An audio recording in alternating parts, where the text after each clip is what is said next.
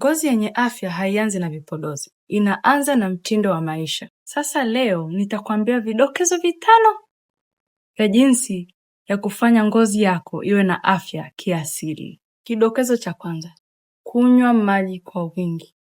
Maana maji husafisha sumu zote mwilini na kufanya ngozi iwe inang'aa na iwe nyororo. Kidokezo cha pili, kula vyakula vya virutubisho. Kwa mfano matunda, mboga.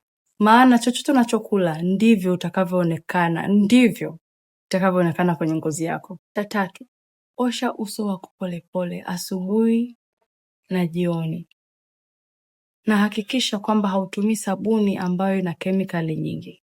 Kidokezo cha 4, linda uso wako isipigwe na jua, kwa vile jua ina UV rays ambayo inaweza kuharibu ngozi. Kwa hiyo jaribu kuvaa kofia au kupaka mafuta ambayo yanakuprotect from the sun, because UV rays huwa inaharibu ngozi. Kidokezo cha mwisho, hiki ni cha muhimu sana. Hakikisha unapata mapumziko kwa muda mrefu.